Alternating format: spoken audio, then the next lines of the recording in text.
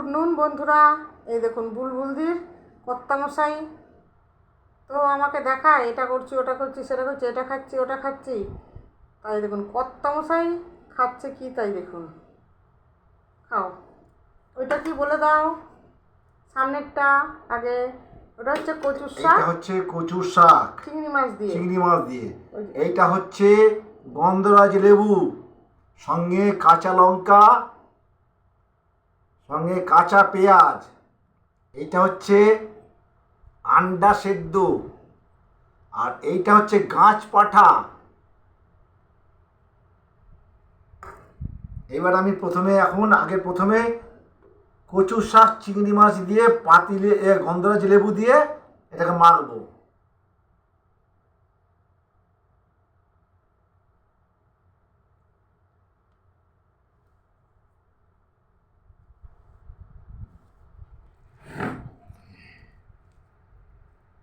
দেখে তো মনে হচ্ছে দুর্ধর্ষ হয়েছে, মানে যা রান্নার পাকটা হয়েছে, পাকটাতে মনে হচ্ছে খুব সুন্দর। এবার দেখা যাক খেয়ে কী তার স্বাদটা।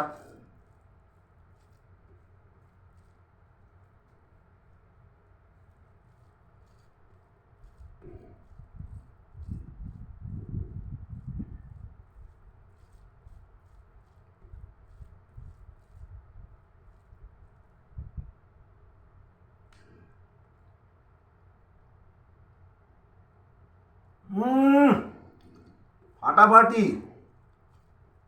এর সাথে ভাগ হবে না, কিন্তু এর সাথে ভাগ হবে না, এত অপূর্ব টেস্ট।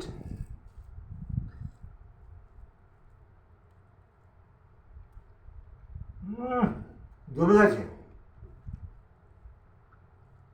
জমে গেছে।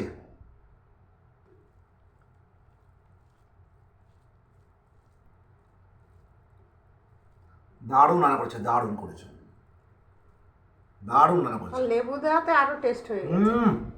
বন্ধুরা আপনারাও তো পাবেন বুলবুল দিয়ে আপনার খাওয়াটা দেখান না। না, ক্যামেরা ধরার তো লোক নেই না। বলেছি আমি এখনও স্ট্যান্ড কিনতে পারিনি, কিচ্ছুই করতে পারিনি।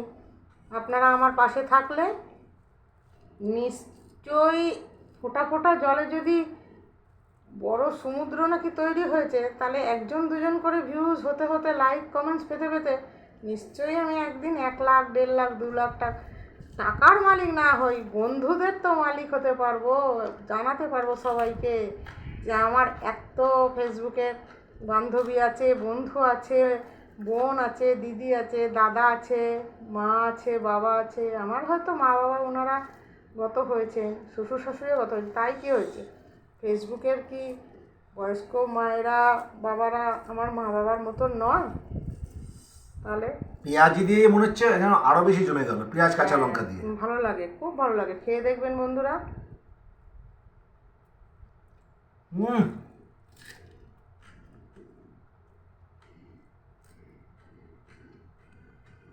নর্মালি একরকম টেস্ট লেবু দিয়ে, আর সঙ্গে পেঁয়াজ আর কাঁচা লঙ্কা দিয়ে আর এক রকম টেস্ট।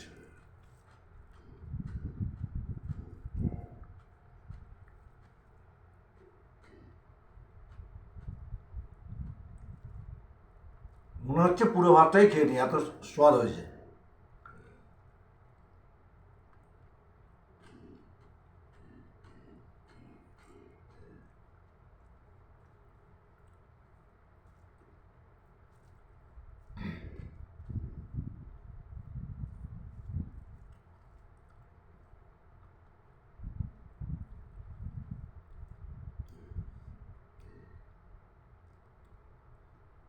সঙ্গে আর একটু গন্ধরাজ লেবু নিয়ে নিই, আর একটু জমবে। মনে হচ্ছে আরও আরও কটা ভাতের সঙ্গে মেখে নিয়ে, এরকম মনে হচ্ছে। কিন্তু তারপরে যে মেনুটা আছে এই গাছপাটা, এটাতেও তো দেখে মনে হচ্ছে রান্নাটা দুর্ধর্ষ হয়েছে। এটাতেও দেখে মনে হচ্ছে রান্নাটা দারুণ হয়েছে, এবং এটা দিয়েও কটা ভাত রাখতে হবে আর গন্ধরাজ লেবুও রাখতে হবে।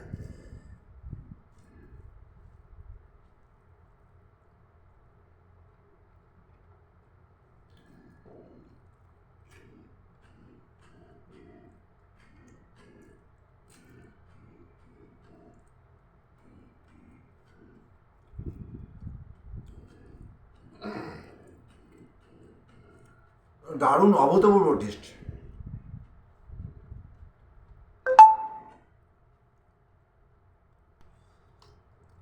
আমার মাও ঠিক এরকমভাবে কচুর শাক রান্না করে খাওয়াতো।